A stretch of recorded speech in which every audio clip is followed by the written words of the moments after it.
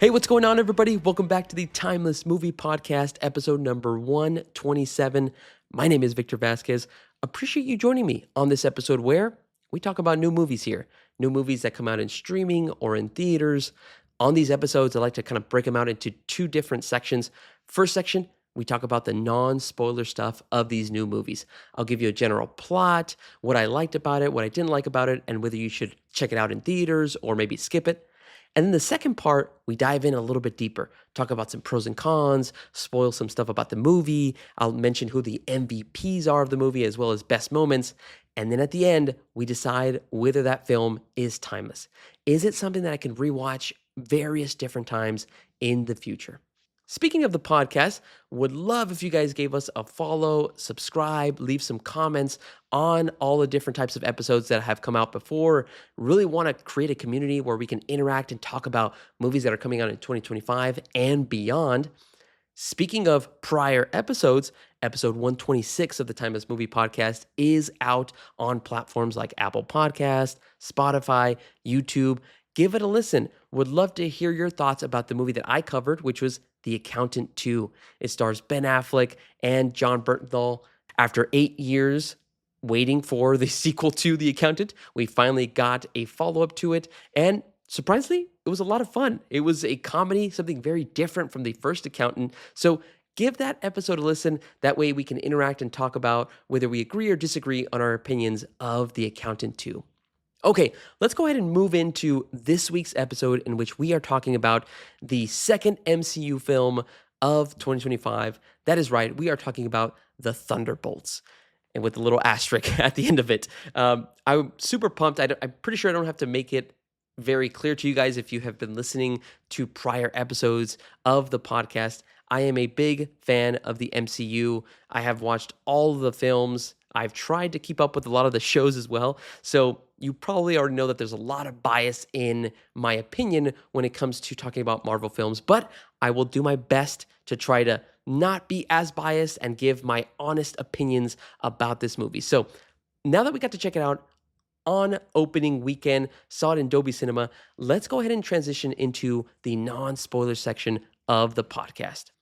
All right, now that I got to check out Thunderbolts, I gotta say that I had a freaking blast watching this movie. There was so much for me to enjoy. It had interesting characters. It had some awesome action sequences. There was a story that kept me very intrigued as to what was going to happen to the main characters like Yelena Belova and some of the other Thunderbolts that kind of assemble and get together. Speaking of assembling, this film is essentially the origin of a new group that's coming together in order to help out a specific situation that occurs in New York City. So, we've seen these kind of stories before, but I always enjoy seeing these group of individuals that, whether they're misfits, loners, losers, whatever they are, coming together in order to become a team and help out a group of individuals. So again, we've seen it before, nothing new, but there's a lot of different elements that they were able to add to make it very interesting. Now, I do want to say that the movie isn't perfect. There are a couple of flaws, and we'll dive into a little bit of what those cons were in the spoiler section of the podcast. But, there weren't major flaws, so I was able to overlook a lot of those kind of details as I was watching the movie. Okay, to give you an idea as to what the Thunderbolts is about, let me give you a little bit of a synopsis of this film. We basically get dropped into the story following the main character in Yelena Belova, played by Florence Pugh. She is on a specific mission where she is trying to destroy a lab. Now, what's so interesting is that as you follow Yelena, you actually get a feeling as to what is going through her mind because she's actually narrating this part of the story and the scenes. And you find out that she doesn't really care about this lab. She doesn't care about the mission, and she doesn't really care about what's going to happen to this lab as she destroys it. You actually find out that she's in a very dark place in her life. She feels like there's a void where she doesn't know what to fill it in with, so she just keeps getting more missions and more work. But instead of kind of dealing with that emotion and dealing with the void that she's trying to fill in, she's just kind of really suppressing it and kind of pushing it down and not wanting to deal with it. And because of her feeling this way, she just feels like there's no purpose in life. And so again, what does she do? Instead of actually talking through and figuring out what is her purpose, she takes on a mission from Val, who is played by Julia Louis-Dreyfus. And she gives her the mission to basically go to I believe it's like a warehouse that is secretly in a vast desert, and it is owned by Val. It is called, I believe her company is Ox Corporation. And so there's a bunch of assets that are owned by Val and the Ox company. And so what is Yelena's job? Is to basically go there and make sure that it all gets destroyed. So as she goes to this Ox warehouse with all these assets that are just spread out and just random stuff that just isn't really intelligible for us as the audience at that moment. She then finds out there's a couple of other people that are also assigned by Val in order to destroy all of those assets. As you start seeing Yelena fight with some of these other members, you start realizing that, oh, this is all a plan by Val in order to not only get rid of all the Ox assets, but to get rid of all of these mercenaries that have worked for Val. And so what do these individuals have to do now? Well, they have no other choice but to escape this warehouse, come together, and try to get back at Val for what she has done. So that's essentially what the movie is kind of setting it up. I don't want to spoil too much because I do feel like this movie is worth a watch. So I guess I'm kind of spoiling already, but my recommendation would be that you guys definitely check out this movie in theaters. There is just so much to love about this movie. There's heartfelt moments. There's funny scenes. You have Yelena interact with so many of the different Thunderbolts, but every interaction is very meaningful. Again, some of it leads to just these one-off jokes that are very funny. Some of them lead to tear-jerking moments where you almost feel like very emotional because of what's going on between Yelena or her father in the Red Guardian. So a lot of different stuff that was able to be pulled off within the Thunderbolts. I highly enjoyed it. So again, my recommendation is don't wait for this one in streaming. Check this one out in theaters. It is definitely something that is going to hopefully give you some type of joy, but also a good message as well in regards to what some of these characters are dealing with. All right, those are all of my non-spoiler thoughts about the Thunderbolts. Let's go ahead and start really dissecting a little bit more as to why I consider it a must-watch. And hopefully you can kind of get an idea as to what my brain was thinking as I was watching some of these scenes or moments in this film. So if you do not want to be spoiled, if you have not seen the Thunderbolts, please jump out of the video now, watch the movie, come back, and in the comments, let me know if you agree or disagree with some of the thoughts that I'm going to bring up. Okay, let's go ahead and now transition into the pros of the Thunderbolts. I liked it, guys, but here's my first pro that I really wanted to highlight, which is the cinematography or the way they filmed a lot of the action sequences in this movie. There was just so many great things to watch and look at and just be in awe of because of how they were pulling it off. And it's not all just fighting scenes. A big chunk of them is, but some of them are chase sequences. Some of them are just moments where you're seeing the Thunderbolts come together and help citizens in New York. But everything was filmed in a way where there's not a lot of unnecessary edits. So let me kind of start off with a couple examples. There's at the beginning of the film in the first act, you see Yelena going to this Ox warehouse where all these assets are. She has to take out a couple of security guards. There's about 6 or 8 of them that she has to battle through, but it's all shown from an eagle eye view. So you're just seeing from a top level, you're just seeing Yelena just wreck house on all of these security guards, and it's just nothing for her. Again, telling the story that she is a very skilled mercenary and can take out anybody that she needs to. Then there's other moments where a chase scene between Bucky, these different types of military individuals, and the Thunderbolts. And you have Bucky in a motorcycle. He has glasses, leather jacket. He's got a shotgun. It resembled Terminator so much. I told my brother as soon as we watched the movie and we left the theater, I was like, did that not remind you of Terminator? The way that Bucky was just trying to hunt the Thunderbolts down. It was so cool. But apart from that and resembling the Terminator, the scene itself was just shot so well. It was top notch. You just see the camera follow Bucky on his motorcycle as he's dodging bullets, dodging the different types of chaos that's coming around him, and still getting the job done. Then you have other scenes that involve Ghost or John Walker or Taskmaster and Yelena, the 4 of these individuals in the warehouse fighting each other. That sequence was just so well done because again, it's trying to tell you something about each character, their fighting style, things of that sort. But what I really wanted to kind of describe is why this is such a big pro for me is because when an action scene is done with such fluidity, when there's no cuts, there's no weird edits, and it makes it feel like it's easy to follow. And so I really wanted to give shout out to the director and the camera team, the cinematographers for shooting those really high adrenaline action moments very well because it just as an audience member, it makes it very easy for you to kind of follow along. And that way it kind of again highlights, maybe might tell you a little bit about this character, might tell you a little bit more about the narrative that's going on. Again, another kind of great moment that I don't want to forget to highlight is you have a character named Bob, and Bob is actually ends up becoming the hero Sentry. And he has his own moment where he faces off against the Thunderbolts, and all of that almost looks like it's one complete take or one shot. And you know me, if you've listened long enough, I'm a broken record. I love one shots, especially when they kind of tell you and make you feel like you're a part of this long journey of what this character is going through. And so Sentry had a really cool action sequence where he's facing off against all the members of the Thunderbolts. They're all trying to do what they can to stop him, and they can't. All of it just in one single take. So again, shout out to the team for the Thunderbolts for being able to film all of these action sequences and make them very clean, very crisp and fluid, and not have these unnecessary and weird edits. Okay, second pro for me is going to be the theme or the messaging of the movie. To me, what I really enjoyed was the movie kind of describing the void and using the void in order to portray what traumas some of the characters have faced. It's not just Elena. I kind of mentioned it in the non-spoiler section, but Elena is really the first character that you start seeing and you get an idea as to what traumas she has faced when she was growing up in the Red Room. But you also see little glimpses of other characters, like you see glimpses of Val and what she faced as a child. You see John Walker, what traumas he's been through in regards to his family. And so that idea of the void being that dark feeling that every human faces, I felt it was very relatable.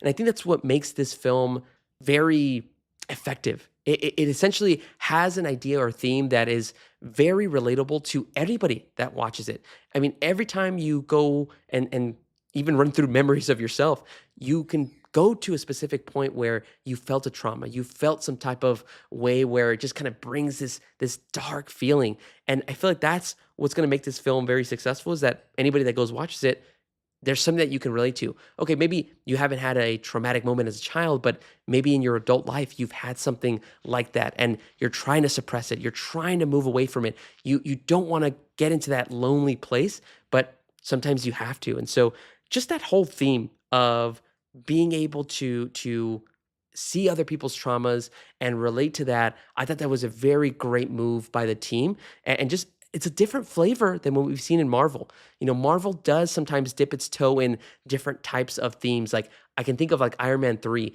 being Tony's, PTSD after what happened in 2012 with the Avengers. You know, you have these moments or you have Guardians of the Galaxy, what James Gunn has been able to kind of infuse with those characters of Rocket's story. So they've been able to portray that. But in this film, again, they kind of just really put it in your face and say, here's what we're really kind of focusing on. Yes, there is an antagonist, but sometimes this antagonist doesn't have a face. It's something that everybody at least experiences in their life at some point. So really enjoyed that kind of messaging and theme of the void being the trauma that humans face. And even if you're a hero, you still face those traumas in some way. Also want to call out that because the theme of the movie was in regards to trauma and something very dark, I did notice that the movie was very gray. Now, this might be just me looking into it a little bit too much, but from the trailers and then actually watching the movie in Dolby Cinema, the entire movie felt like it was muted. There wasn't a lot of colors that would pop. There wasn't a lot of things that you would say like, oh man, this looked really nice from this scene. Obviously, there's moments where you see the Red Guardian in his suit and he still has like a very kind of bright red suit.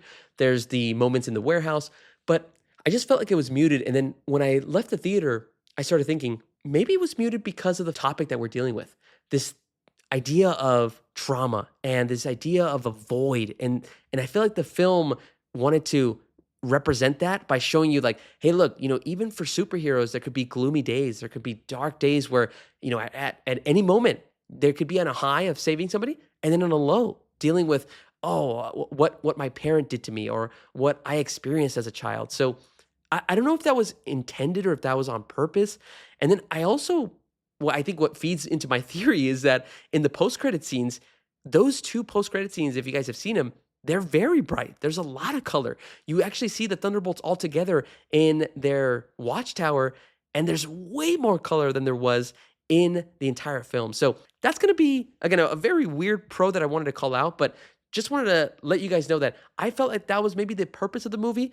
Let me know down below. Am I crazy? Am I just talking way too much about this kind of color? And maybe I'm totally wrong, but would love to know your guys' thoughts in the comments. Okay, moving on to my third pro, which is I really enjoyed how they were able to assemble the Thunderbolts together. Like I stated in the non-spoiler section, we've seen stories of individuals coming together. We've seen the Suicide Squad, Guardians of the Galaxy, even the Avengers. The first film in 2012 is an assembling of individuals that have never interacted or maybe slightly interacted in different situations.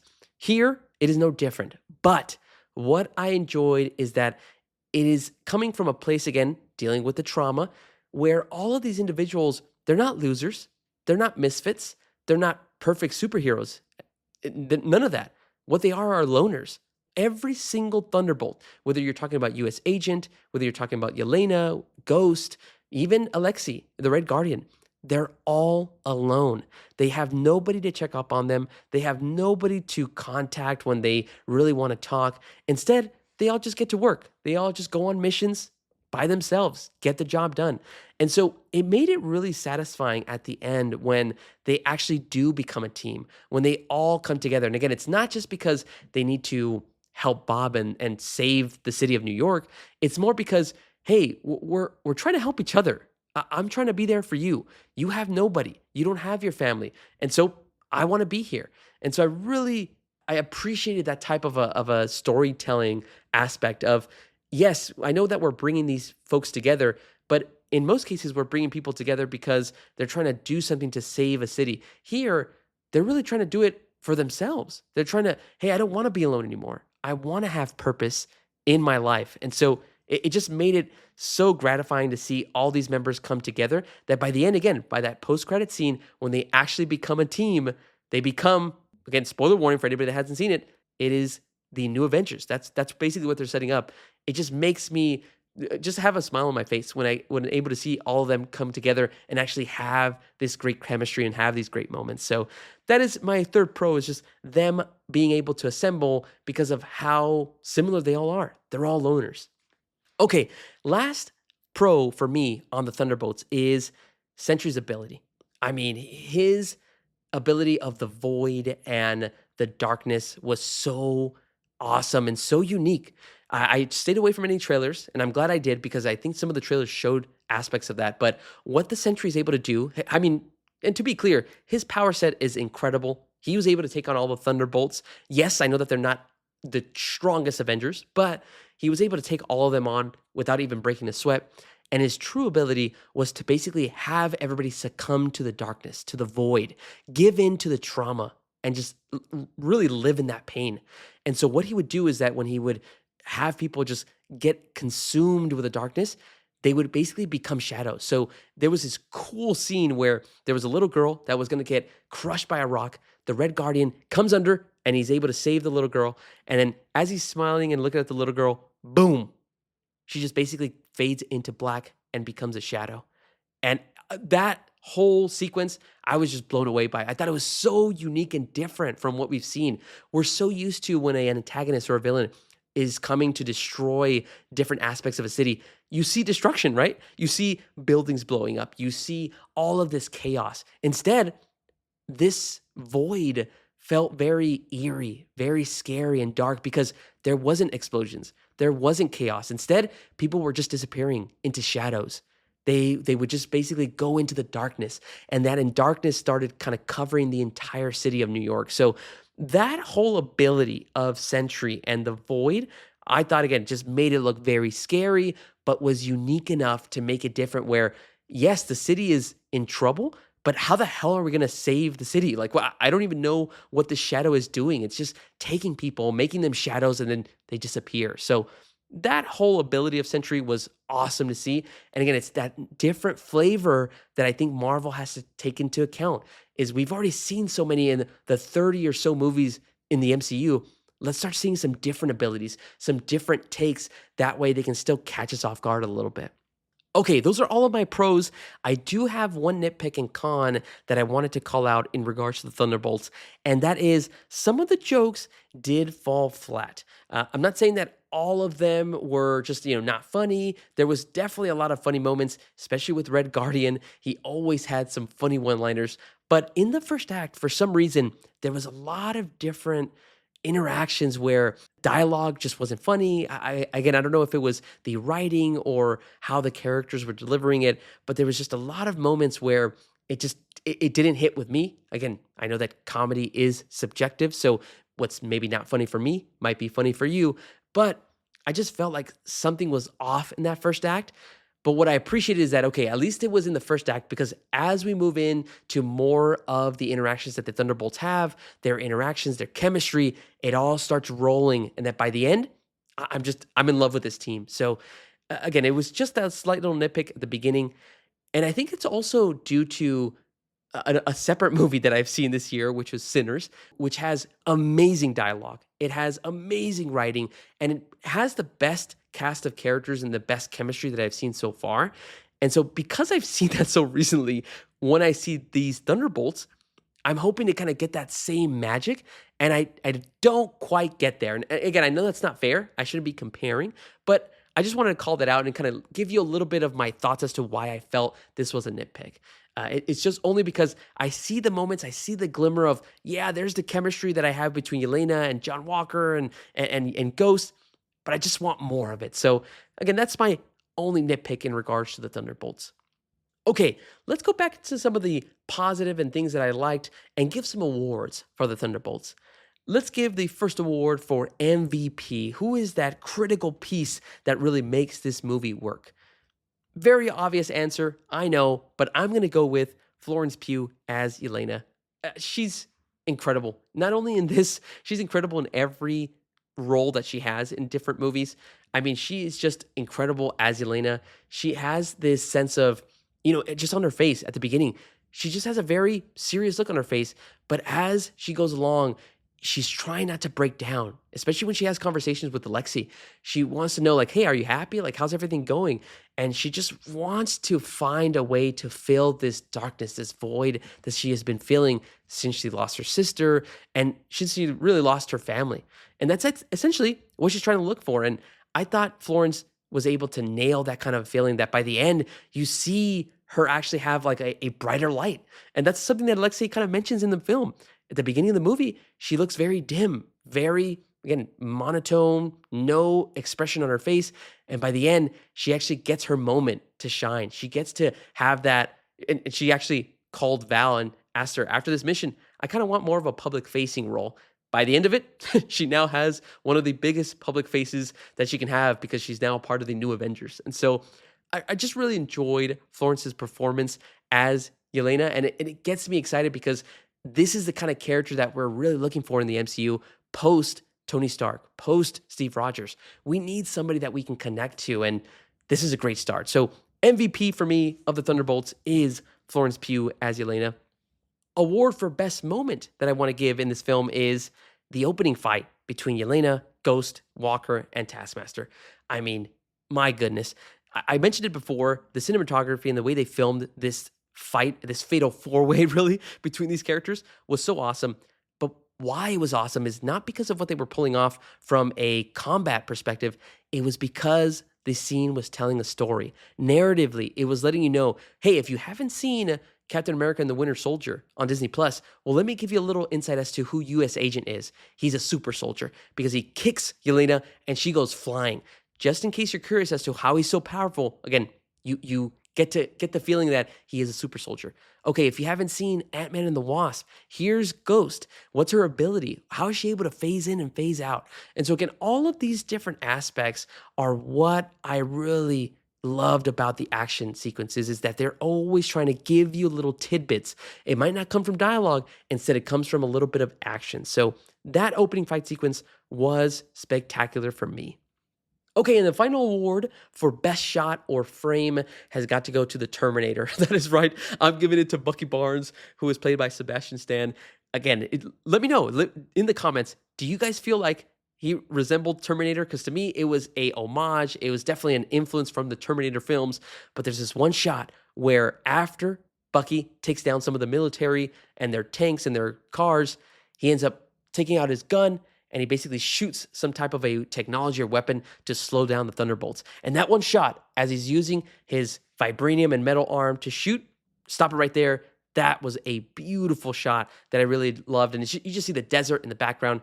Awesome shot as well. But guys, let me know in the comments if you guys agree with some of those awards that I gave. And let me know your awards as well of what your favorite performance, favorite moment, and favorite shot were for the Thunderbolts. All right, let's go ahead and now into the final segment in which we are talking about whether the Thunderbolts is timeless. Is it a movie that I can see myself rewatching in the future? Once again, I am a big MCU fan, but I will say that as of today, I do feel like the Thunderbolts is a timeless movie. Its story is so kind of contained. You get to know all of these characters without having to force yourself to rewatch other things. Obviously, yes, if you want more of the lore, it would be helpful. But I think the Thunderbolts film is so self-contained that you could just watch this on its own if you want to see individuals deal with some of their traumas, feel like the aspect and the atmosphere of, well, here's what happens when they go back into that specific moment. And that's something that I forgot to say. One of the cooler things, and again, another pro, is you actually have these moments where the Sentry touches one of the characters and he's able to go into their memories, into that specific traumatic moment where they feel that void, that hole, that darkness. That was so cool because you get to see it for Val, for Yelena, for John Walker. And so just seeing those specific moments were really cool. And again, I think that the theming of it is what makes this movie work so well. Yes, it is something very dark and very sad, but it ends on a note of you don't have to be lonely, right? There's always going to be an answer. Obviously, maybe that answer might not be applicable to everybody, but in essence, in the best way to deal with the void, to deal with the darkness is to not be alone, to ask for help. And so again, I feel like that's what's going to make this film so rewatchable is seeing all of these characters come together. And again, it's not because they're misfits or losers. It's because they're all alone and they don't want to be alone. And being together is just going to make life have a little bit more purpose. So to me, that is what's going to make it a timeless movie. It is a unique Marvel story that dives in rather than just being action comedy. There is still elements of that, but it still tries to offer a little bit of a different take. It offers you the sense of, hey, even superheroes feel trauma in some way. So those are my full thoughts on the Thunderbolts. I've been rambling for a long time, guys.